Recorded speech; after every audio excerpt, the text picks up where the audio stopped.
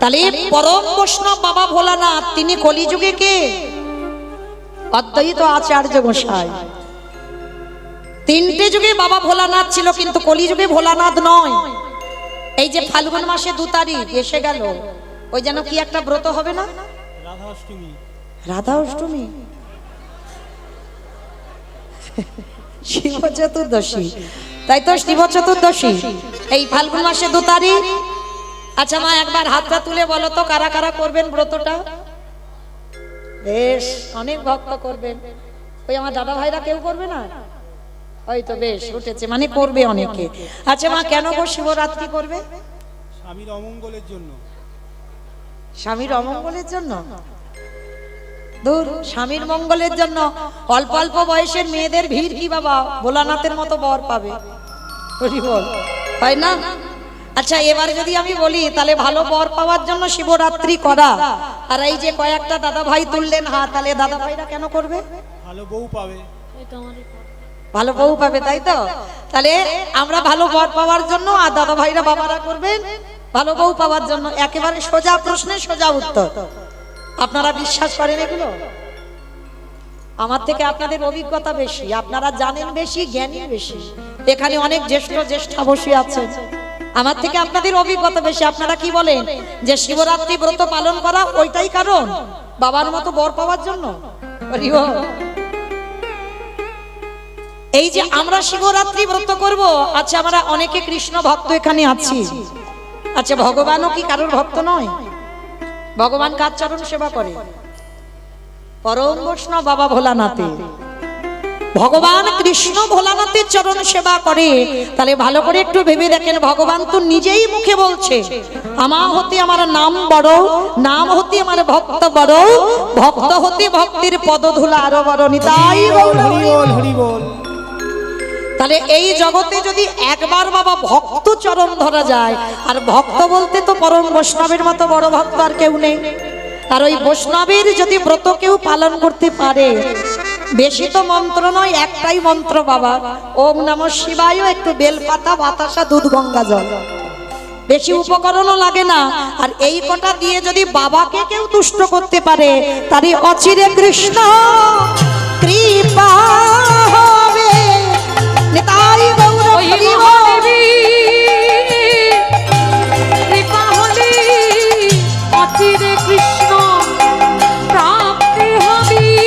বেশ, তাহলে ওই ফাল্গুন মাসে 2 তারিখে যারা যারা ব্রত পালন করবে, একবারও কখনো ভুলে বলো না আমার স্বামী ভালো থাক, আমার একটা স্বামী ভালো হোক।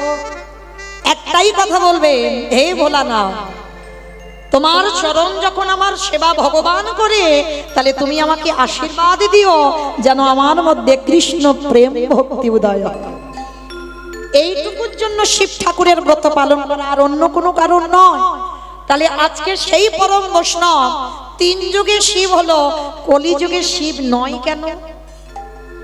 এই যে আমরা বাবার মাথায় জল দেব, বাবা তো কলিযুগে নয়, বাবা তো হয়েছেন অদ্বৈত আচার্য গোসাই।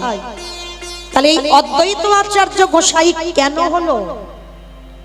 কলিযুগে কেন শিব হচ্ছে না? তার কারণ আছে বাবা। এই কারণের কথা জানতে গেলে আমাদের সবাইকে যেতে হবে একটু মহাভারতে, রাজস্বই যজ্ঞ।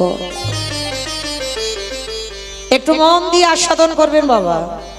এই মহাভারতে রাজস্বই যজ্ঞে ভগবান কৃষ্ণ দাঁড়িয়ে থেকে বাবা যজ্ঞের দায়িত্ব দিয়েছিল সবাইকে, কে কোন কাজগুলো করবে। যেমন ধরেন আমার এই কমিটি দাদা ভাইরা কীর্তনটা করাচ্ছেন, একা একা দ্বারা সম্ভব? কখনো হবে না। হ্যাঁ, আপনারা প্রশ্ন করতেই পারেন, মৌমিতা কেন ব্যক্তিগত কীর্তন তো একা একাই হয়? বলে না ভাই, অর্থ একজন দেয়, কিন্তু শ্রম অনেককে দিতে হবে। গ্রাম প্রতিবেশীকে নিমন্ত্রণ করতে হবে, বন্ধু বান্ধবকে বলতে হবে, আত্মীয় পরিজন বলতে হবে, তবে তো একটা অনুষ্ঠান হবে। তাহলে যুধিষ্ঠির মহারাজ করছে রাজস্বই যজ্ঞ, ভগবান কৃষ্ণ সবাইকে দায়িত্ব দিচ্ছেন। যুধিষ্ঠির মহারাজ বলল, কৃষ্ণ সবাইকে তো তুমি দায়িত্ব দিচ্ছ, তুমি নিজে কোনো কাজ করবে না? ভগবান আমার একটু মৃদু হেসে বলছে, কে বলেছে করবো না? কে বলেছে করবো না? আমি করবো তো। কারণ এই যজ্ঞে আমার দুটো কাজ আলাদা করে রেখে দেওয়া আছে। সে কি, সবাই একটা করে কাজ, আর তুমি করবে দুটো কাজ। কি কাজ করবে কৃষ্ণ? বলে জানো দাদা, আমার প্রথম কাজ হবে এই যজ্ঞে যত যত ভক্ত আসবে, আমি কৃষ্ণ দয়াময় হয়ে সবার প্রথমে নিজের হাতে তাদের চরণ যুগল ধৌত করে দেব। চমকে উঠেছে, অসম্ভব কৃষ্ণ, এটা তুমি কি বলছো? কে কোন জাতের মানুষ আসবে, কে নিচু জাত, কে উঁচু জাত, জাতির ঠিক নেই, আর যারা যারা আসবে তুমি সবার পা ধোয়াবে। ভগবান এসে বলছে, আমি কোনো কালে জাতের বিচার করিনি তো। কি গো মায়েরা, এটা মানুষ করে, এ নিচু জাত ও উঁচু জাত, হ্যাঁ, এটা মানুষ করে, ভগবান করে না।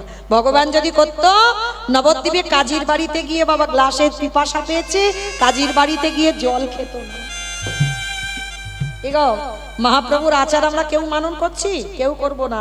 ওই বড় বড় বৈষ্ণব যারা, এই ছুঁয়ো না, ছুঁয়ো না, ছুঁয়ো না, অপরাধ নিও না, এটা আমার মহাপ্রভু শিক্ষা দেয় না। মহাপ্রভু সবাইকে কোল দিয়েছে, সবাইকে হৃদয় দিয়েছে, হ্যাঁ। তাহলে আজকের ভগবান কৃষ্ণ বলছে, কোনো কালেই আমার এগুলো ছিল না, তাই আমি সবার প্রথমে পা ধোয়ার দায়িত্বটা নেব। আচ্ছা মা, আপনারা তো বহুদিন কীর্তন শুনছেন, আজকের প্রথম নয়। ভগবান হয়ে যিনি বিশ্বের স্রষ্টা মালিক, তিনি আজকের পা ধোয়ার দায়িত্বটা কেন করছেন? ভগবান হয়ে তিনি বিশ্বের মালিক হয়ে পা ধোয়ার কাজটা কেন করবে? এটাই তত্ত্ব বাবা। নিজে আচরি ধর্ম জীবেরই শেখায়, নিজে না করলে ধর্ম জীবকে শেখানো না যায়। হরি বল। এই জগৎ সংসারে বাবা আগে আচরণ করতে হবে। ভগবান আচরণ করে শিখিয়েছে। যুগ ধর্ম প্রবর্তক নাম সংকীর্তন, চারি ভাব ভক্তি দিয়া নাচাইন ভুবন, আপনি ভক্ত ভাব করি অঙ্গীকার, আপনি না করলে ধর্ম জীবের শেখানো না যায়, আপনি আচরি ধর্ম জীবের শেখায়, এই তো সিদ্ধান্ত গীতা ভাগবতে গায়। এই মতো কলিকালে প্রথম সন্ধ্যায় অবতীর্ণ হলেন কৃষ্ণ, আপনি নদী আয়। তাহলে লক্ষ্য করেন বাবা, আগে নিজেদের আচরণ করে ভগবান শেখাচ্ছে। কিরকম? ভগবান নিজে পা ধোয়াচ্ছে। কেন? আপনাদের আমাদের চৈতন্য দান করলেন। ও মায়েরা, এইগুলো আগেকার দিনে আমার মা ঠাকুমারা করতো, আমরা দেখতাম। কিন্তু আমাদের মতো মেয়েরা যত টিভি সিরিয়াল দেখে বাবা, তত আমাদের আচরণগুলো তাদের মতো হয়ে যায়। কিন্তু একটা কথা মনে রেখো বাবা, যত টিভি সিরিয়াল দেখো, যত তুমি আচরণ বদলাও, আমরা হিন্দু ধর্মের মানুষ, পুরানো সংস্কৃতিগুলো ভুলে গেলে হবে না। চরণ ধরে বলে যাই বাবা, যদি ঘরেতে কোনোদিন সাধুগুরু বৈষ্ণব আসে, গুরুজন আসে, সবার প্রথমে আগে পা ধোয়ার ব্যবস্থা করবেন। আপনারা জানেন মা, আমি যেন ভাবতেন না যে আমি কাউকে শিক্ষা দিচ্ছি। আপনারা জানেন, আমি একটু মনে করাচ্ছি। যদি কৃপা করে পারেন, দুবারে যদি কোনোদিন গুরুজন আসে, সবার আগে পা ধোয়াবেন। অনেকে প্রশ্ন করবেন, মৌমিতা সাধুগুরু বৈষ্ণব তো ঠিক পাই না, আমি কি করব? গুরুদেব দেহ রেখেছেন, আমি কি করব? বলে তারও ব্যবস্থা আছে। যে যার ঘরের বাবা মা তো আছে, যে যার ঘরের শ্বশুর শাশুড়ি তো আছে। আমার কথা নয় বাবা, ভাগবতের কথা। ভগবান কৃষ্ণ প্রথমেই বলছে, সব থেকে বড় গুরু হলো যে যার ঘরের বাবা মা। আমার কথা বিশ্বাস করতে হবে না বাবা, সবার আগে বাবা মা বড় গুরু, তারপরে গুরু হলো শিক্ষা গুরু, দীক্ষা গুরু, তারপরে গুরু হলাম আমি ভগবান। ওই ভগবান নিজেকে আগে বলেনি সবার আগে আমি বড় গুরু, আমার ভজন করো না। চরণ ধরে একটা কথা বলে যাই বাবা, যেতে হবে না নবদ্বীপ, যেতে হবে না বৃন্দাবন, হরিদ্বার, দক্ষিণ ভারত, পশ্চিম ভারত, কুম্ভ মেলায়, কোথাও যেতে হবে না। যদি তুমি বছর অন্তর একবার করে জীবিত ভগবান পূজা করো, আমার বিশ্বাস এই হরি বাসরে দাঁড়িয়ে বলে যাচ্ছি, বছরে একবার জীবিত ভগবান পূজা করো। লাখ টাকা খরচা করে দুর্গা পূজা করছো, হাজার হাজার টাকা খরচা করে কালী পূজা করছো, লক্ষ্মী পুজো, সরস্বতী পুজো, সব পূজা করছো। বাঙালি 12 মাসে 13টা পার্বণ হচ্ছে, সব পূজা করো, কিন্তু একজন ভক্তর হৃদয়ে হাত রেখে বলতে পারবেন না যে আমি জীবিত ভগবান প্রতি বৎসর পূজা করি। আর জীবিত ভগবান তো যে যার ঘরের বাবা মা। অমায়েরা লাখ টাকা লাগে না গো, একটু বসবার জায়গা দিয়ে যাদের বাবা মা বা শ্বশুর শাশুড়ি বেঁচে আছে, যারা হারিয়ে ফেলেছো আর তো পাবে না, যাদের আছে একবার আসনে বসিয়ে বছরই একবার, রোজ রোজ নয়, বাবা মার চরণ যুগল ধৌত করে বাবা মার গলায় একটু মালা দিয়ে একটু যত্ন করে খাইয়ে দিও। ভগবান বলছে সেই ভক্ত যদি আমাকে ডাকতে ভুলে যায়, সারাদিন যদি আমার কথা মনেও না করে, আমি ভগবান সারা জীবন সেই ভক্তের দুয়ারে বন্দী হয়ে যায়। নিতাই গৌর হরি বল, হরি বল, হরি বল। চেষ্টা করবেন মা, এই হতভাগিনীর কথা যদি কারোর মনে থাকে, বৎসরে একবার জীবিত ভগবান পূজা করতে। তাই তো ভগবান কৃষ্ণ রাজস্বই যজ্ঞে আগে পা ধোয়ার কাজ করছে। শুধু পা ধোয়ালো নয়, আরো একটা কাজ করেছিল বাবা। যারা যারা প্রসাদ পেয়েছিল, আমার কৃষ্ণ দয়াময় ওই এঁঠো পাতাগুলো নর্দমায় ফেলেছে। শুধু নর্দমায় ফেললো না, আরো একটা কাজ করেছি। ওই এঁঠো পাতাগুলো যেখানে ফেলছি, চারিদিকে দেখছি কেউ নেই। পাতা থেকে যারা প্রসাদ পেয়ে বাবা এঁঠোগুলো রেখে দিয়েছে, একটু করে এঁঠো আমার কৃষ্ণ তুলে নেয়। ভগবান নিজে আড়ালে সারা গায়ে মাখছে। ও যে ভকেতে তাই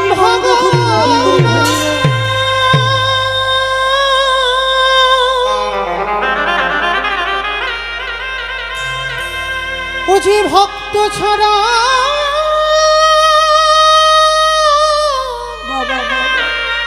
কিছু জানে না,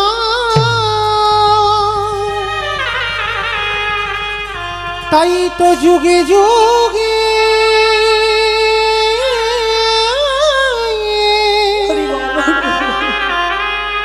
ও যে ভক্তের কাছে ছুটে আসে। আমি যে ভক্ত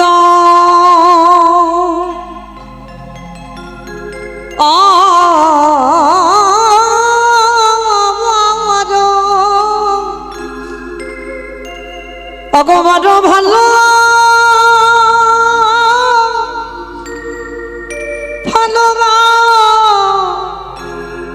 ভালোবাসি, শুধু এ যোগে হরি বল, হরি বল, হরি বল। প্রতি যুগে যুগে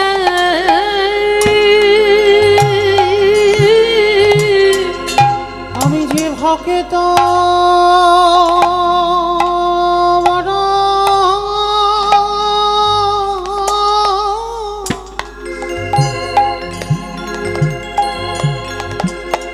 বড় ভালো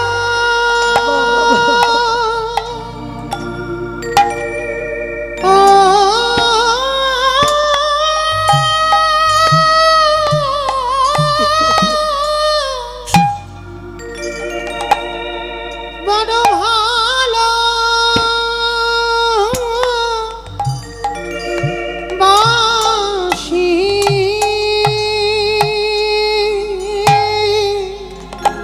অগয়া যোগে না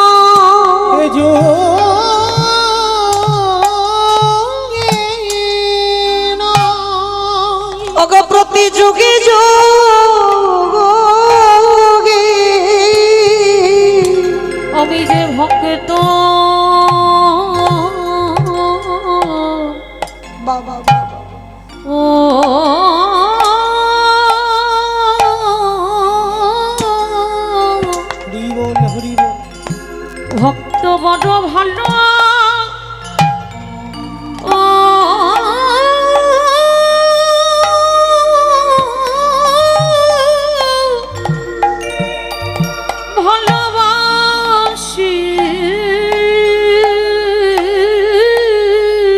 আজ যুধিষ্ঠির বললেন কৃষ্ণ দয়াময়, ওহে কৃষ্ণ দয়াময়, এই জগতে ভক্তদের চরণ ধোয়ালে মেনে নেওয়া যায়, ওই ভক্তদের এঁঠো পাতা নর্দমায় ফেললে মেনে নেওয়া যায়। হে দয়াময়, শেষে তুমি ভক্তদের এঁঠো কেন তুমি অঙ্গে মাগিলে? ভগবান মৃদু হেসে বললেন, দাদা গো, এ যে হলো আমার কর্ম ফল গো। নিতাই গৌর হরিব।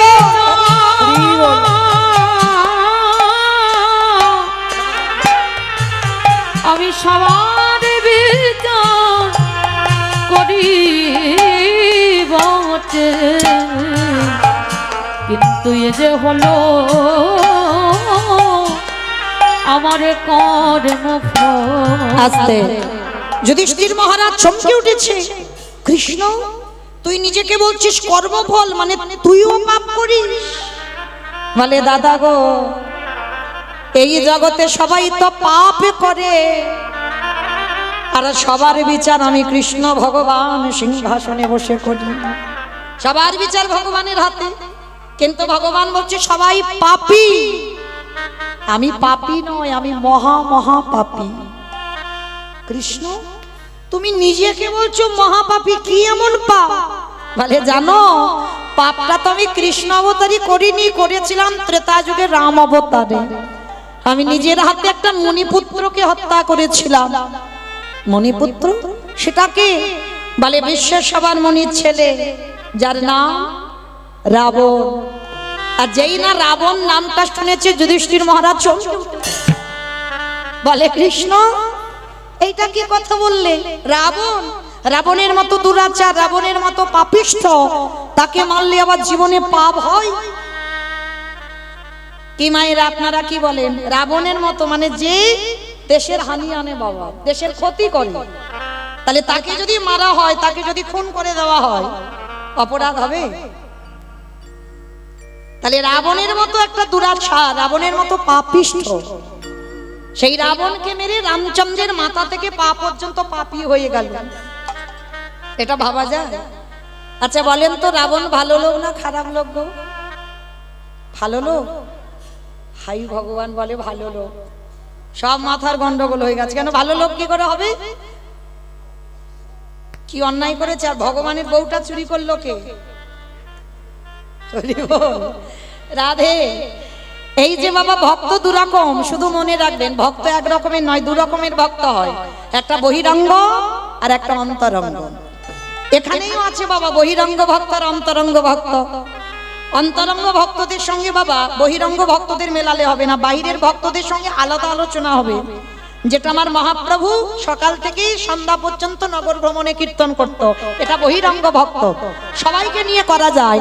কিন্তু অন্তরঙ্গ ভক্ত, তাদের কাছে বাবা ওই বহিরঙ্গটা মিলিয়ে নিলে হবে না। তা বহির জগতের ভক্ত যারা, তারা বলবে রাবণ ভালো লোক নয়, যাদের কোনো জ্ঞান অভিজ্ঞতা নেই।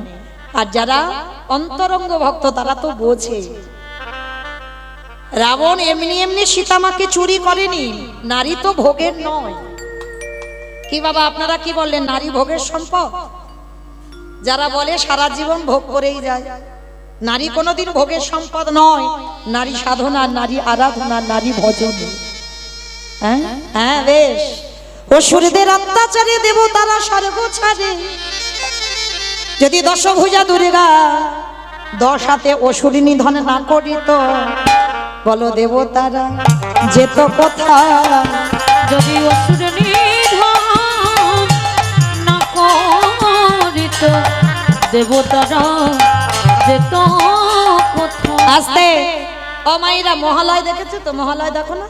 আর মহালয় যারা দেখেছো, দেবতাদের তেজ দিয়ে একটা নারীর সৃষ্টি হলো, কই পুরুষ নয়, নারী। আর সেই নারী দশভুজা দুর্গা 10 হাতে অসুর নিধন করে দেবতাদের দেবত্বটা রেখে দিল। তাহলে নারী ছিল। আবার ভুরি ভুরি প্রমাণ দেওয়া আছে, দেখেন চণ্ডী ঠাকুরের রামের চরণ ভজন করেছে।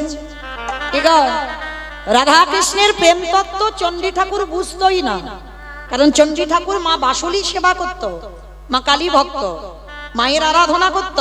তা মা নিজের হাতে করে বৃন্দাবনে নিয়ে সাক্ষাতে রাধা গোবিন্দের লীলা দেখাচ্ছে, বাবা চণ্ডী ঠাকুর বুঝতে পারছেন, অভিজ্ঞতা নেই। তো মা হাত ধরে ফিরিয়ে আনলো, বলে চল ঘরে চল, এ লীলা বুঝতে পারবি না। বুঝতে পারলো কবে? ওই রামের প্রেমে যেদিন পড়লো, ওই রজকিনীর প্রেমে পড়ে রাধা কৃষ্ণের প্রেম তত্ত্ব লীলা বুঝতে পারলো। তাহলে রামই অন্যের ঘরে স্ত্রী, তাকে ভালোবেসে, তবে ভালোবাসাটা জড় জগতের মতো নয়। চণ্ডী ঠাকুর চরণ সেবা করতো রামের, আর রামের চরণ সেবা করে পেয়ে গেল রাধা মাধবের কৃপা। বিল্লমঙ্গল একজন পতিতা বার বনিতা চিন্তামণির চরণ সেবা করে রাধা মাধবের কৃপা পেল। জয়দেব গোস্বামী মা পদ্মাবতীর চরণ সেবা করে দর্শন পেয়ে গেল। কলিযুগে শ্রী শ্রী রামকৃষ্ণ পরমহংসদেব মা শারদার চরণ সেবা করল। কি গো করেনি? ভুরি ভুরি প্রমাণ। বিবেকানন্দ ভগ্নী নিবেদিতার চরণ সেবা করলো। তারা তো নারী ছিল বাবা, সব তারা তো পুরুষ নয়। তাহলে নারীকে এরা সাধনার জায়গায় বসিয়েছে, ভোগের জায়গা নয়। তাহলে রাবণ রাজা সীতামাকে চুরি করেছিল ভোগ করার জন্য নয়। ভোগ যদি করবে, রেখেছিল কোথায় সীতামাকে? বেশ অশোক, প্রশ্নেই উত্তর। মানে যেখানে শোকের ছায়া লাগবে না, সেইখানে সীতামাকে বন্দি করে রেখে দিল। শুধু বন্দি করলো না, জ্বালা যন্ত্রণা ব্যথা বেদনা সব দিয়েছে। দেয়নি? চেরিরা ধরে মারেনি সীতামাকে? মেরেছিল তো, চর চাপড় দেয়নি? দিয়েছিল। কিন্তু কেন দিল গো? ও মাইরা, একটা কথা বলি, জড় জগতের কথা। সিনেমা টিনেমা দেখো, সিরিয়াল, আচ্ছা সিনেমার কথা বাদ দিলাম, সিরিয়াল দেখো, দেখো তো। হ্যাঁ, ওটা আমি বারণ করছি না, সব প্রয়োজন। আমি একবারও কোনোদিন কারোকে বলিনি যে সিরিয়াল দেখো না, শুধু হরি নাম শুনে যাও, কখনো না। তুমি সংসার জীবনে এসেছো, সবটা প্রয়োজন। তাহলে সিরিয়াল যারা দেখছো, আচ্ছা বলো তো, শুধু কি নায়ক নায়িকা থাকলে সিরিয়ালটা ভালো লাগে? একটা ভিলেন লাগে, মানে মারামারি হবে, কাটাকাটি হবে, খুনোখুনি হবে, তবে তো সিরিয়ালটা জমে উঠবে, তাই না? আচ্ছা বলো তো, ভিলেন যখন কিছুতেই নায়ককে জব্দ করতে না পারে, শেষ পদ্ধতিটা কি নেয়? নায়িকাকে তুলে নিয়ে যায়। হ্যাঁ, নায়িকাকে যদি তুলে নিয়ে, বাবা শুধু তুলে নিয়ে যাবে না, জ্বালাবে, যন্ত্রণা দেবে, ব্যথা দেবে, বেদনা দেবে, কষ্ট দেবে, তাই না? যেটা জড়জগতের সিনেমাতে হয়, দেখি আমরা। তাহলে দেখেন, এই যে তুলে নিয়ে গেল, আর কি বাবা ভিলেনকে নায়কের কাছে যেতে লাগবে? 10 তলা বিল্ডিং থেকে বাবা ঝাঁপিয়ে নায়িকার কাছে যাবে না? কি গো, একেবারে ঝাঁপিয়ে আর তার কাছে যেতে হবে না, নায়ক ছুটে আসবে নায়িকার কাছে। কেন? ওই যে বসে বসে কাঁদছে, জ্বালা যন্ত্রণা হচ্ছে, একটা টান আছে না? তাহলে এইবার শাস্ত্রের দিকে, তত্ত্বের দিকে মিলিয়ে দেখেন, রামচন্দ্র যদি নায়ক হয়, আমার সীতামা যদি নায়িকা হয়, রাবণ যদি ভিলেন হয়, জব্দ করতে পারছে না তো রামকে, শেষে সীতামাকে তুলে এনেছে। শুধু তুলে আনলো না, চেরিরা জ্বালাচ্ছে, যন্ত্রণা দিচ্ছে। আর সীতারূপী নায়িকা যখন নায়কের নামে ধরে ধরে কাঁদে, আর কি নায়ক রূপী রামচন্দ্র থাকতে পারবে? 7 সমুদ্র 13 নদী পার করে সোনার লঙ্কা পুরীতে আসবে। কি গো, আর কি যেতে লাগলো রাবণকে? ছুটে এলো রাম সোনার লঙ্কায়। আর রাবণের প্রথমা স্ত্রী মন্দোদরী মা, মন্দোদরী, আমি এমনি এমনি সীতামাকে আনিনি। কেন আনলাম জানো? যেদিনই আমার রাম আসবে, সেদিনে যদি আমার লঙ্কায় খরা দেখা দেয়। আমার খরা মানে কি গো? প্রচুর বৃষ্টি। খরা মানে অনেক বছর বৃষ্টি হয়নি, তাকে খরা বলে। হ্যাঁ, আর যদি খরা দেখা দেয়, সেই দিনে যদি আমার রাম আসে, বলো বলো মন্দোদরী, বলো কি দিয়েছ তুমি ধোয়াইবে? নিতাই গৌর হরি বল, হরি বল। যেদিন রামচন্দ্র লঙ্কায় আসবে, সেদিনে কি দিয়ে চরণ বলো ধোয়াই রে। মন্দোদরী, আমি অত বোকা নয় তোমার মতো কেঁদে কেঁদে চোখের জল অপচয় করব। আমি জায়গায় কাঁদবো যেদিনই আমার রামে আসবে। যদি রাজ্যে জলে না থাকে আমার চোখের জলে ছাড়ো আমি ধোয়াইব। হে রামে দয়া নিতাই গৌর হরি বল হরি বল হরি বল হরি বল। হে রামে দয়া করো বলে সেদিনে চোখের জলে চরণ ধোয়াইব। বেশ, আজকে সেই রাবণ রাজার বধ করে রামচন্দ্রের পাপ হলো। সেই পাপ কবে ধুলো? কৃষ্ণ অবতারে যুধিষ্ঠির রাজস্বয় যজ্ঞে। আর মায়েরা যেখান থেকে গিয়েছিলাম আবার ঘুরে ফিরে এলাম, মনে পড়ছে? এইবার যুধিষ্ঠির যজ্ঞে কৃষ্ণ আমার পা ধোয়ার দায়িত্বটা নিয়েছে। অগ্নিদেব, পবনদেব, বরুণদেব, ইন্দ্র, ইন্দ্রাণী, ব্রহ্মা, সাবিত্রী, শিব, দুর্গা সব পরপর লাইনে আছে। আর কৃষ্ণ পা ধোয়ায় আর যজ্ঞের ভিতরে ঢোকায়। এমন সময় জগৎজননী মা, কি গো এখানে সব আছে, মাও আছে বাবাও আছে। জগৎজননী মা আমার বাবাকে ডেকে বলছে, প্রাণনাথ, ও প্রাণনাথ। যেই না প্রাণনাথ বলে ডেকেছে, বাবা ভোলানাথ বলছে, বেশ বলো কেন আমায় ডাকছো? প্রাণনাথ, আর দেরি নয়, চলো এবার আমাদের পা দুটো ধোয়াবে, একটু পা দুটো ধুইয়ে নি। বলে তোমার মাথা ঠিক আছে তো? কৃষ্ণ পা ধোয়াবি আর আমার পা দুটো ধুইয়ে দেবো, বাড়িয়ে দেবো? শোনো, তোমার যদি ইচ্ছা করে তো তুমি লাইনে দাঁড়াও, আমার পা কৃষ্ণ ধোয়াতে পারবে না। এই বলে বাবা কি করেছে? বাবা প্যান্ডেলের বাইরে চলে গেছে কৃষ্ণের চোখে ধুলো দেবে বলে। কি গো মায়েরা, পারবেন কৃষ্ণের চোখে ধুলো দিতে? এই যে আমি একটু উপরে দাঁড়িয়ে আছি, ভুল কথা, আমি উপরে নেই, আপনারা উপরে বসেছেন, আমি নিচুতে দাঁড়িয়ে আছি, বুঝতে পারছেন? নববিধা ভক্তির মধ্যে আগে তো ওই জায়গাটা, পরে এই জায়গাটা, তাহলে এটা নিচু, ওই জায়গাটা নিচু। ভাবার ভুল বাবা, এটা কীর্তন, অনুভব করতে হবে। আপনারা যদি না থাকতেন কীর্তনিয়ারা যেত কোথায়? তাহলে জীবনে বলবেন না যে আপনাদের থেকে কীর্তনিয়ারা অনেক উপরে, কখনো নয়। আপনারা উপরে বসেছেন, কীর্তনিয়ারা নিচেতে দাঁড়িয়েছে। কেমন? তো এইবার সব দেখাটা ঠিক নয়, সব দেখাটা বাবা শাস্ত্রের সঙ্গে মেলাতে পারবেন না। চোখের যা দেখছো সেটা গ্রন্থে মেলাতে পারবেন না, তাহলে শাস্ত্র নিয়ে কথা বলতে হবে। তাহলে এইবার ভোলানাথ প্যান্ডেলের বাইরে গেছে, কৃষ্ণ মনে মনে ভাবছে, দেখেছো ওই বেটার পা ধোবাবো বলে আজকের আমার এই দায়িত্বটা নেওয়া, আর ও বেটা প্যান্ডেলের বাইরে চলে গেল। হ্যাঁ, রাবণকে মেরে যে পাপটা করে রেখেছি, ওনার মতো বৈষ্ণবের পা না ধোবালে আমি মুক্তি পাবো না। মানে ভগবান পর্যন্ত ভোলানাথের কেমন শ্রদ্ধা ভক্তি করে দেখেন। রাবণকে মেরে যে পাপ করেছে, ভোলানাথের চরণ না ধোয়ালে বাবা পাপ মুক্তি পাবে না, সমাজকে শেখাচ্ছে। হ্যাঁ, এইবার কি করেছে? ভোলানাথ বাইরে চলে গেছে, ভগবান সবার পা ধোয়াচ্ছে। ও মাইরা, এই যে আমি মোটামুটি দেখতে সবাইকে পাচ্ছি, আমার চোখে ধুলো দেওয়া যায়, কিন্তু ওই যে মন্দিরে যে বাটাটা দাঁড়িয়ে আছে, পারবেন ধুলো দিতে? দরজা বন্ধ কর, দরজা বন্ধ করে দিলে দেখা যাবে না, না? বেশ, কিন্তু বাবা সেই যে গৌতম মুনির স্ত্রী অহল্যা সতীত্ব নাশ করলো কে? দেবরাজ ইন্দ্র। তাতে দেবরাজ ইন্দ্র অভিশাপ দিল, তো সর্বঙ্গে হবে ভোগ চিহ্ন। কান্নাকাটি করার পরে আশীর্বাদে হলো 1000 চোখ।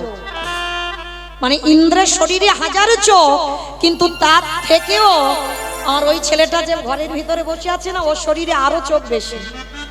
মানে চারদিকে ঘুরে ঘুরে বেড়াচ্ছে, কে কি করে দেখি, কে কীর্তন শুনছে, কে গল্প করছে, কে কেঁদে যাচ্ছে, কে আবার বসে বসে।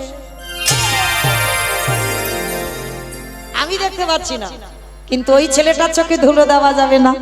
এইবার ভগবান তো সবার পা ধোবাচ্ছে, আর আড়ালে ভোলানাথ গিয়ে মনে মনে ভাবছে, কি করা যায়, কি করা যায়, কি করে কৃষ্ণের চোখে ধুলো দেব।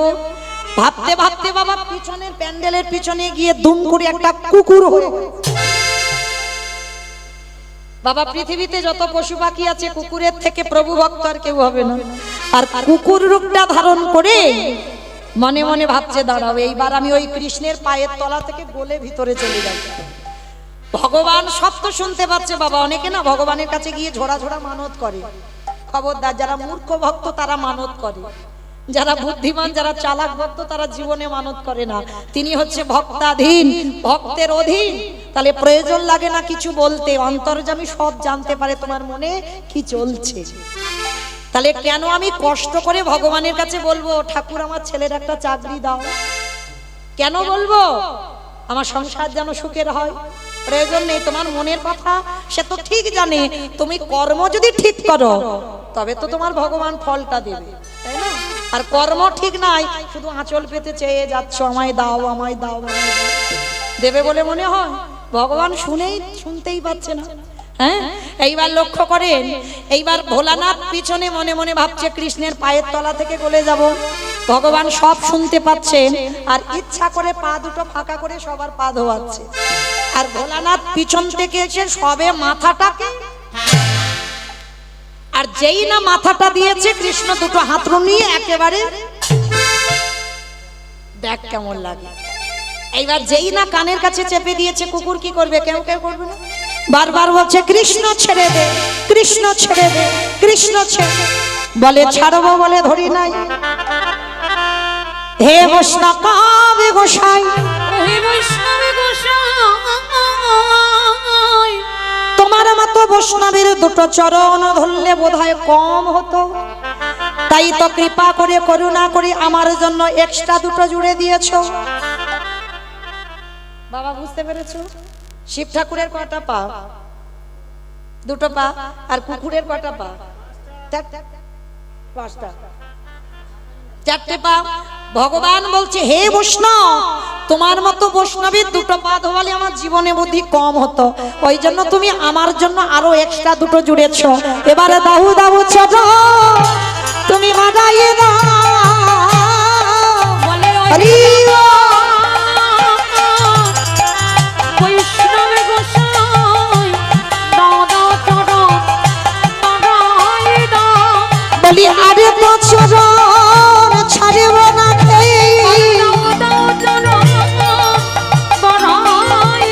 আমি এই প্রতিজ্ঞা করে রাখলাম।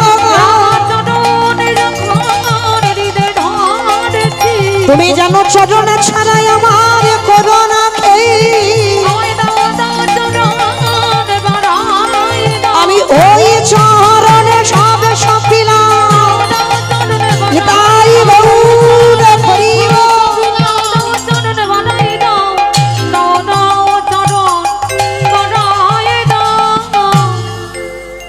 এইবার ভগবান কি করেছে? মোটা দড়ি নিয়ে কুকুরটাকে বেঁধেছে। আর বাঁধলে কি হবে মা? চারটে পা শুধু ছটফট করছে।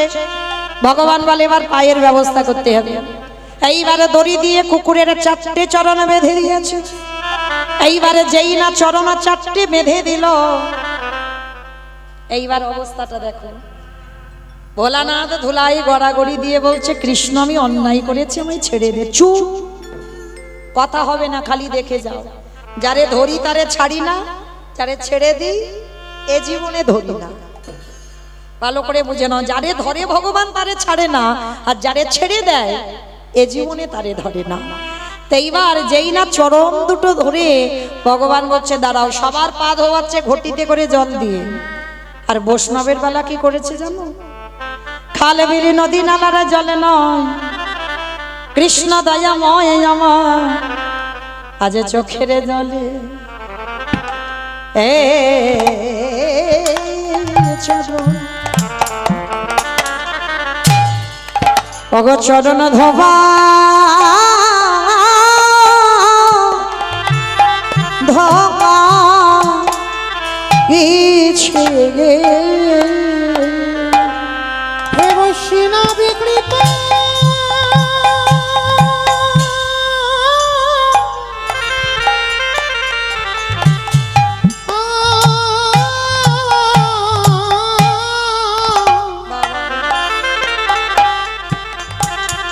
হে বৈষ্ণব কৃপা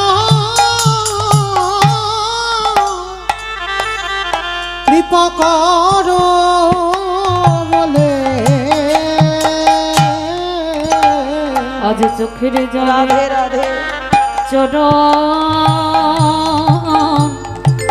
চরণে ধোয়াইছে। বেশ ভোলানাথে বলল কৃষ্ণ রে আগত কলি যুগে আমি আর শিব হব না, শিব হব না, আমি হব অদ্বৈত আচার্য গোসাই। সেই জায়গাতে ঘুরে ফিরে এলাম আবার ফিরে, তুই হবি আমার নদী আর নিমাই। আমি 12 বৎসরে তুলসী ভাষায় তোকে ডাকবো, তুই গোলক ধাম থেকে চলে আসবি নদী আই ভুলকে। আরে যেদিন তোর সঙ্গে আমার সাক্ষাৎ হবে, আজ যেমন রাজস্বয় যজ্ঞে তোর চোখের জল আমার চরণে দিলি, যেদিন নদী আয় আসবি আমি কথা দিলাম কৃষ্ণ, আজ যেমন তোর কাছে আমি ঋণী হলাম, তোর চোখের জল এই কুকুরের চরণে পড়ল। যেদিন তুই নিমাই হবি, যেদিন আমি অদ্বৈত আচার্য গোসাই হব, তোরে থেকে 52 বছরের বড় হব, যেদিন তুই আর আমি দুজনে মুখোমুখি হব, ওরে এমনি করে চাচা আমি ধোবাইব। যেদিন তাই বলল নিমাই হবি এমনি করে চরণ ধোয়াইব। সেদিন কেঁদে ঋণ শোধ করিব, সেদিন আমি কেঁদে জগৎ ভাসাইব, সেদিন আমার চরণ ছাড়া যেন করিস না ভাই। বলি ওই চরণে জানাই রাখলাম হরি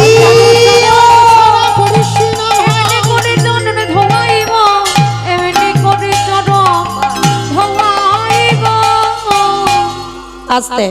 তাহলে মায়েরা আপনারা আমরা অনুভব করতে পারলাম সেই বৈষ্ণব বাবা ভোলানাথ কলিযুগে হলো অদ্বৈত আচার্য গোসাই। শুধু গোসাই হলো না, আজকে সেই গোসাইয়ের চরণে সচিমা অপরাধ করেছিল। কি অপরাধ? ওই অদ্বৈত আচার্যের প্রণামে সচিমার প্রথম গর্ভে 8টা কন্যা সন্তান মারা যায়, 8টা মেয়ে মরে গেছে। প্রথম বড় ছেলে বিশ্বরূপ তাকে প্রণাম করলো, সন্ন্যাসী হয়ে গেল। বড় ছেলে নিমাই এলো, তাকেও প্রণাম করলো, 24 বছর বয়সে নিমাই সন্ন্যাসী হলো। আর তখনই আমার সচিমা রেগে গিয়ে বলেছিল অদ্বৈত আচার্যকে, ও অদ্বৈত নয়, ও হলো দ্বৈত। কি বাবা এইটুকু কথা? কারণ যার প্রণামী আমার মেয়ে ছেলেগুলো চলে গেল, ও অদ্বৈত নয়, ও হচ্ছে দ্বৈত। আর এইটুকু কথায় সচিমার হয়ে গেল মহা মহা অপরাধ। যতদিন না বৈষ্ণব ক্ষমা করবে ততদিন অপরাধী থাকবে। আজকের নিমাই দাদা নিতাই চাঁদকে বলল, দাদা আমার মা ঘোর পাপ করে রেখেছে, যতদিন না অদ্বৈত ক্ষমা করবে ততদিন আমার মা মুক্তি পাবে না। যেই না সচিমা জানতে পারলো, অদ্বৈত আচার্যের চরণে লুটিয়ে পড়ল, ক্ষমা করে দে বাবা। অদ্বৈত আচার্য পরম বৈষ্ণব তো বলে, কি মা চরণ ধরছ কেন? চরণ ধরো না, বেশ আমি ক্ষমা করে দিলাম তোমা। আর যেই বৈষ্ণব ক্ষমা করে দিল, নিমাই এসে বলছে, মা আর দেরি নয়, এবার বলো তো দেখি আমার সঙ্গে। বলি হরে কৃষ্ণ হরে কৃষ্ণ কৃষ্ণ কৃষ্ণ হরে হরে।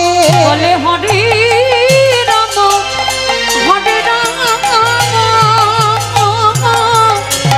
রাম রাম হরে হরে। বলি গাই গোডা জীবের তরে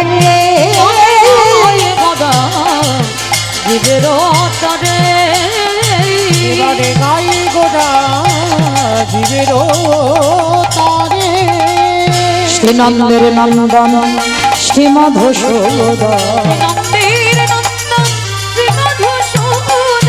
মুরলী বাজায় নিকেতনে গায়ে গড়া জীবের তরে গায়ে গড়া জীবের তরে। বেশ, এই এইবার যেই না মা অপরাধ থেকে মুক্তি পেয়ে গেল, দাদা নিতাই চাঁদ কি করছে, নিতাই জারি দেখে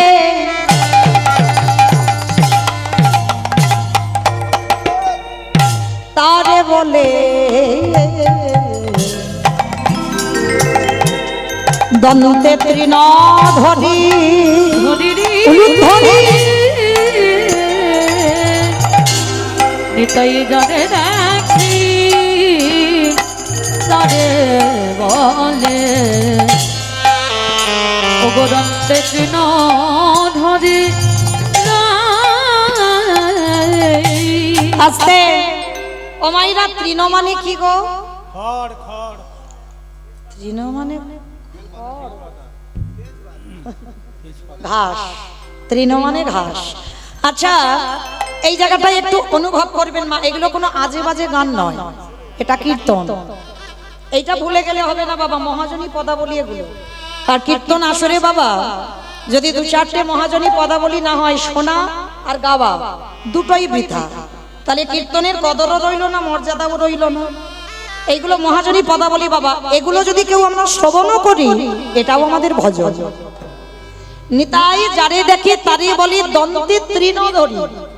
ও মাইরা তৃণ মানে ঘাস। আচ্ছা আমি তো কীর্তন গাইছি, কই আমি দাঁতে ঘাস নিয়ে গাইছি না তো? গাইছি কি বাবা? শুধু আমি কেন, জগতে এত এত কীর্তনিয়া কীর্তন গায়, কই দাঁতে ঘাস নিয়ে গায়? গায় না তো। হরি বল, এটাই তো তত্ত্ব। তাহলে নিতাই চাঁদ আজকে দাঁতে ঘাস নিয়েছে কেন? মহাপ্রভুর আমলের কথা বলছি, এখনকার কথা নয়। আমাদের এখনকার সমাজে একটা নিয়ম আছে বাবা, যে মানে মানে, যে মানে না সেটা তার ব্যক্তিগত। কিন্তু আমার সমাজে একটা নিয়ম আছে, গুরুজনদের সামনে কথা বলতে গেলে বাবা তোমাকে আগে নত ভাব হতে হবে। এই যেমন আপনারা অনেকে বয়স জ্যেষ্ঠ বা জ্যেষ্ঠা গুরুজন বসে আছেন, আমার থেকে আপনারা অনেক গুণী মানুষ। তাহলে গুরুজনদের সামনে কথা বলতে গেলে আমার স্বভাবটা, আমার আচার আচরণটা যেন একটু নত ভাব হয়। এটা আমাদের সমাজের নিয়ম, যে গুরুজনের সামনে যে কেউ মানুষ, যে কোনো ব্যক্তি কথা বলতে গেলে তার স্বভাবটা যেন নত ভাব হয়, এটা নিয়ম। কিন্তু মহাপ্রভুর আমলে এ নিয়ম নয়। মহাপ্রভুর আমলে নিয়ম ছিল দাঁতে ঘাস নিতে হবে। মানে আমি যে কথাটা বলছি বিনতার সহিত বলছি, আমি নম্রতা হয়ে বলছি, আমি কথাটা সত্যি বলছি, তার জন্য আমাকে দাঁতে ঘাস নিতে হবে। রূপ গোস্বামী সনাতন গোস্বামী যখন প্রভুর চরণ আশ্রয়ে গেল, তখনও দাঁতে ঘাস নিয়েছিল। নিতাই চাঁদ হরিনাম দিচ্ছে, দাঁতে ঘাসটা নিয়েছে কেন? সমাজকে বোঝাতে চাইল আমি যে কথাটা বলছি সত্যি বলছি, আমি যে কথাটা বলছি বিনতার সহিত বলছি। ওই জন্য মহাজনী পদাবলীতে বলছে, নিতাই যারে দেখে তারে বলি দন্তে তৃণ ধরি, নবদ্বীপের অলিতে গলিতে।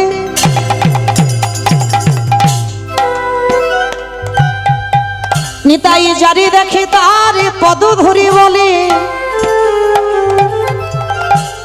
তোদের ঘরে আমি বাসনে মেজে দেব। আমি বলছি না নিতাই চাঁদ, তোদের ঘরে আমি বাটনা বেটে দেব, তোদের ঘরে আমি কাপড়ে কেচে দেব, তোরা যাহা বলবি আমি তাই করে দেব। আস্তে, মাইনে দিতে হবে না, কিচ্ছু মাইনে দিতে হবে না, কিন্তু তোদের একটা কাজ করতে হবে। কিছু আমি মাইনে নেব না, সংসারের যাবতীয় কাজ আমি সব করে দেব প্রত্যেকের ঘরে ঘরে গিয়ে। তবে তোদের একটা কাজ করতে হবে। কি কাজ? তোরাই আমারে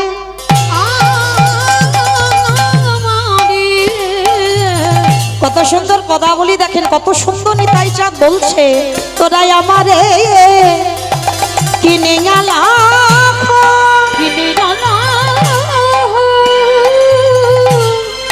মানে তোরা আমাকে কিনে নে, কিচ্ছু মাইনে দিতে হবে না, তবে বিনিময়ে একটা কাজ করতে হবে।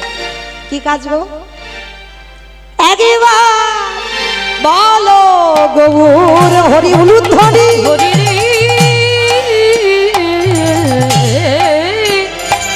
তোমরা আমারই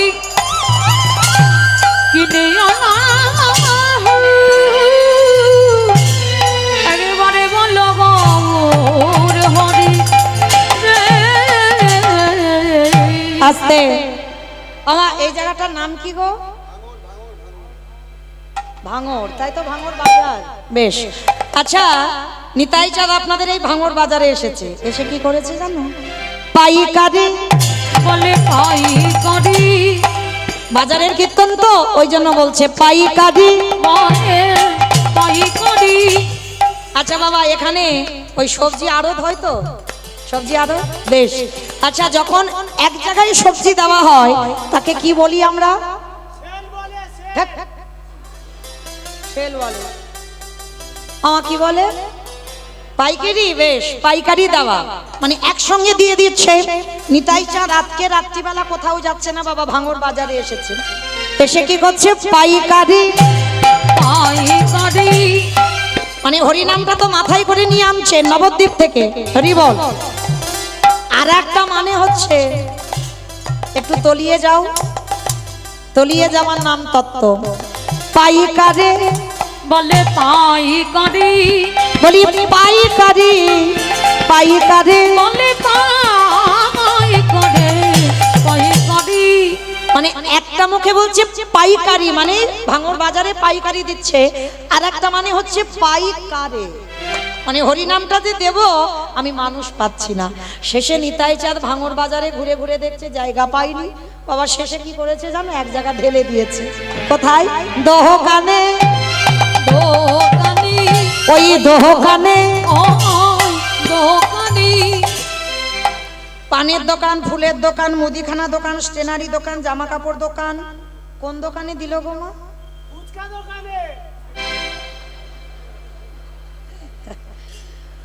আমা ফুচকা দোকানে হরিনাম দিল নিতাই চাঁদ? না, কোথায় দিল গো মা?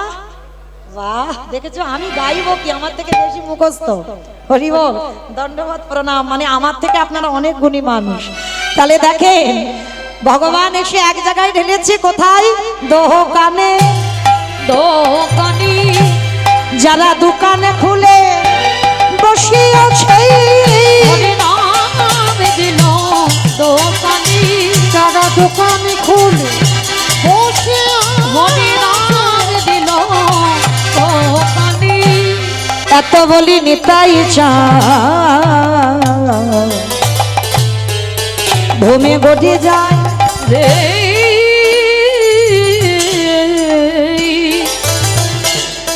এত বলি নিতাই চাঁদ,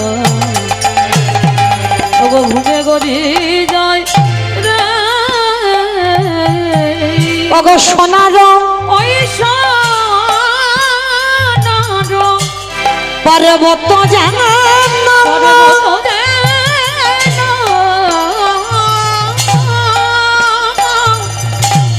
আজ ধুলাতে লুটাই রে।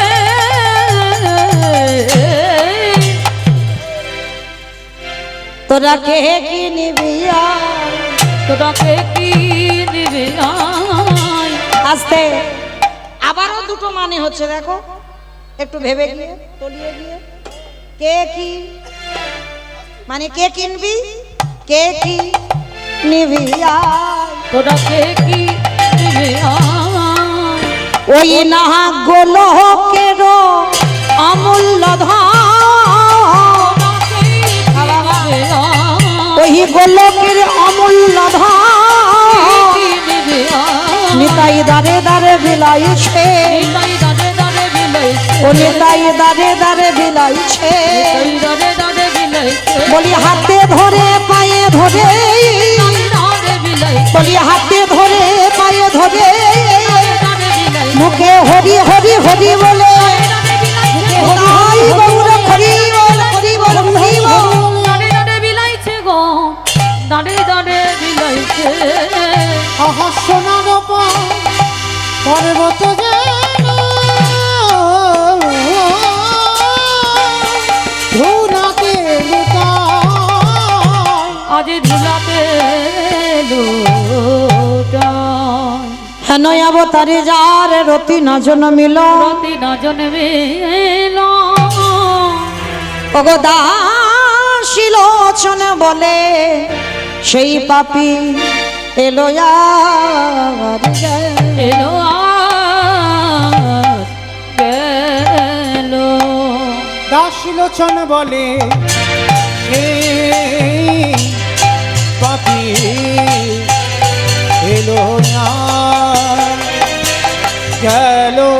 রে লোচন বলে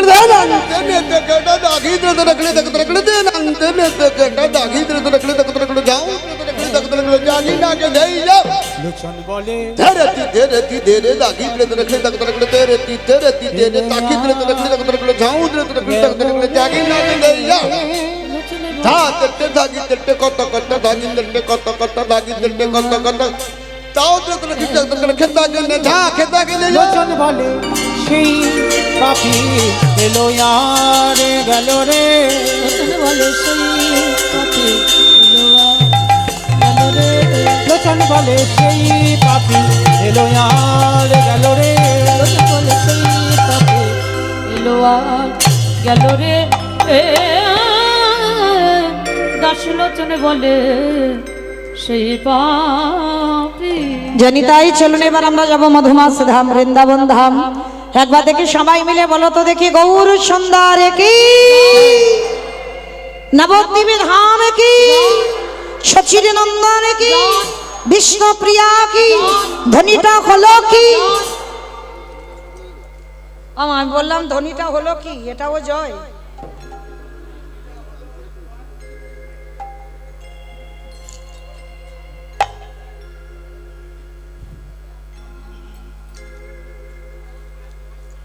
যে রাধে, একটা কথা বলে নি, আজকের এই লীলা কীর্তন পরিবেশনের জন্য যারা ব্যয়ভার বহন করছেন, পিতা ঈশ্বর কালীচরণ পাল ও মাতা ঈশ্বর হারানী বালা পালের আত্মার শান্তি কামনায় পুত্র সমীর কুমার পাল ও তার পরিবারবর্গ কালিকাপুর, যাই হোক যারা আমার এই লীলা কীর্তনের ব্যয়ভার বহন করছেন, আমার হৃদয়ে যতটুকু কৃষ্ণ প্রেম ভক্তি আছে আমার রাধারানীর চরণে প্রার্থনা করব, রাধে ভক্ত যে মনের বাসনা কামনা নিয়ে এই লীলা উৎসর্গ করেছেন রাধারানীর চরণে, ভক্তের মনোবাসনা যেন আমার রাধারানী পূরণ করে দেন। নিতাই গৌর প্রেমানন্দে হরিব। কই দেখি সবাই একবার নিতাই চাঁদ গৌর চাঁদের মতো হাত দুটো তোলো দেখি একবার সবাই। কই আমার দাদা ভাই বাবা ঠাকুর ভাইরা যারা আছেন সবাই একসঙ্গে। কই আমার দাদা ভাইরা হাত উঠছে না কেন? সবাই একসঙ্গে তোলো দেখি, তোলো সবাই বলো, গৌর সুন্দর কি, নবদ্বীপ ধাম কি, সচির নন্দন কি, বিষ্ণু প্রিয়া কি, ভক্তবৃন্দ কি, হরিবাসর ধাম কি, সাধু গুরু বৈষ্ণব কি, আপন আপন গুরু চরণ কি, মহাপ্রসাদ কি, আজকের আনন্দ কি, নিতাই গৌর প্রেমানন্দে। বেশ, চলো এবার আমরা সবাই একটু বৃন্দাবনে যাই। কি গো, যাওয়া হবে তো? বাহ, বৃন্দাবনে যেতে হবে, একটা গান ধরে যেতে হবে। বেশ, ঠিক আছে, মানে একটু ভজন শুনবে? বেশ, তো যাই হোক, আমি তো ভজনের শিল্পী নয়, তবু একটা গাইব, কেমন? তো যাই হোক, যদি ভজনের শিল্পী হতাম গাইতাম। তো যাই হোক, চলো বৃন্দাবনে যাওয়ার সময় একটা ভজন গাইতে গাইতে বিষয়ে যাই। একটু উলুধ্বনি দাও দেখি একবার সবাই। রাখাল রাজা বলে ধীরে কোথায় বৃন্দাবন, শ্যামী কুণ্ড রাধা কুণ্ড গিরি গোবরে রাখাল রাজা বলে দিদি কোথায় বৃন্দাবন, শ্যামে কুণ্ড রাধা কুণ্ড গিরি গোবর্ধন। রাখাল রাজা বলে দিদি কোথায় বৃন্দাবন, শ্যামী কুণ্ড রাধা কুণ্ড গিরি গোবরে রাখাল রাজা বলে দিদি কোথায় বৃন্দাবন,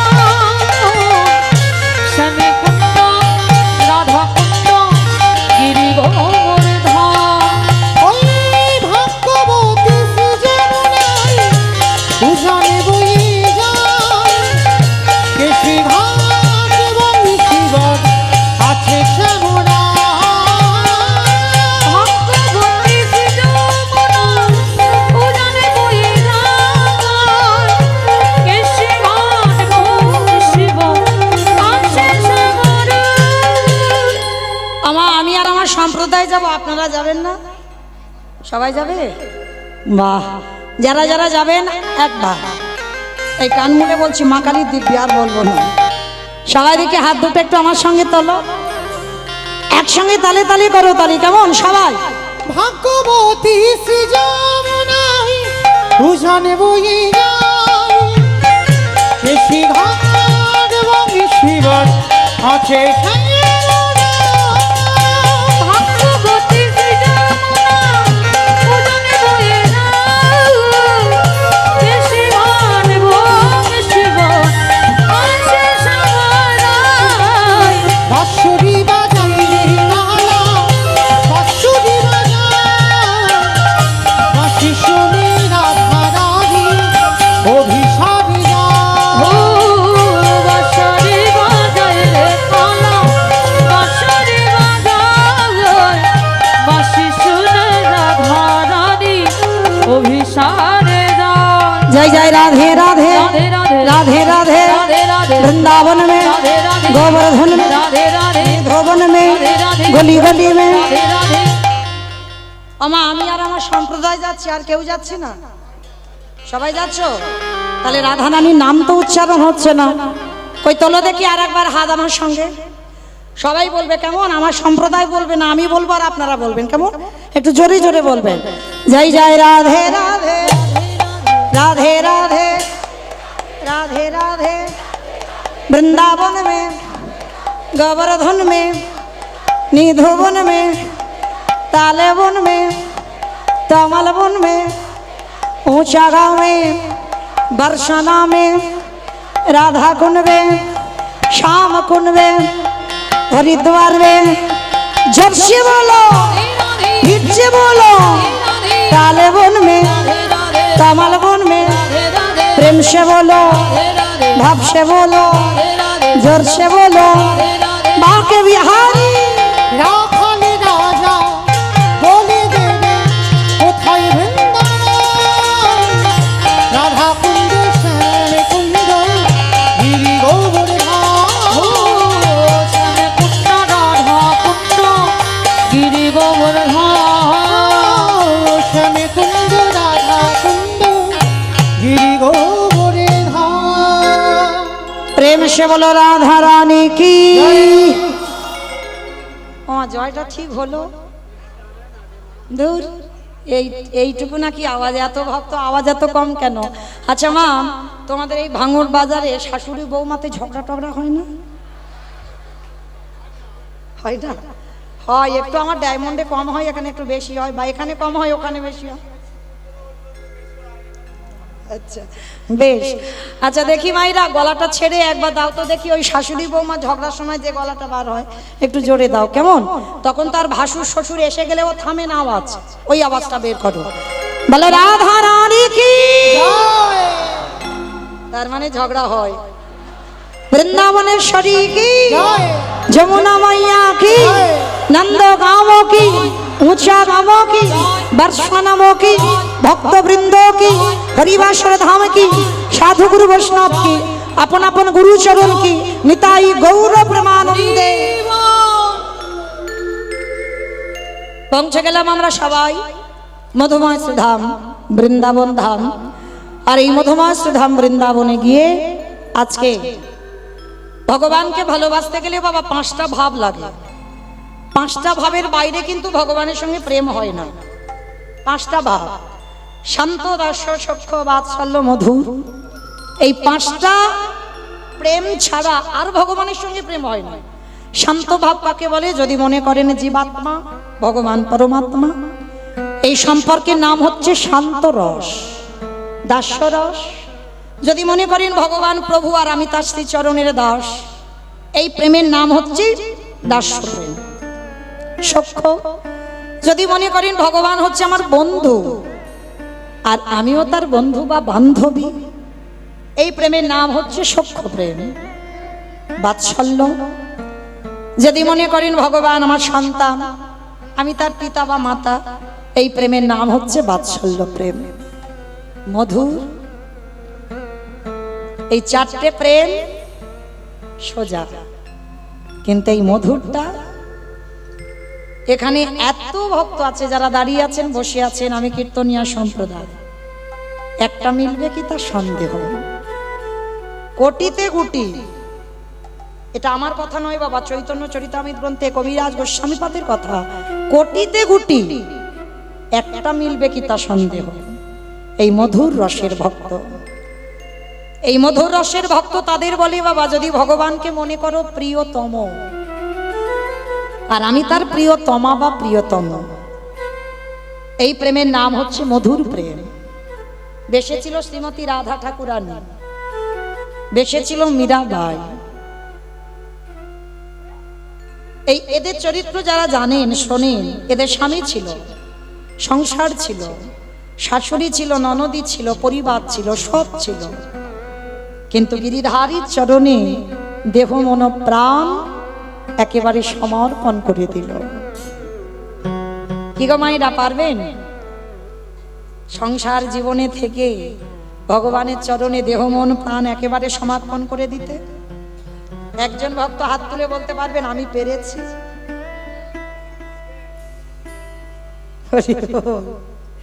রাধে রাধে। পারবে না মা, খুব কঠিন। কারণ এই সংসার জীবনে থেকে, এই জড় জগতে থেকে ভগবানের চরণে দেহ মন প্রাণ একেবারে 10 ইন্দ্রিয় গোবিন্দ সেবায় দেওয়া বড় কঠিন।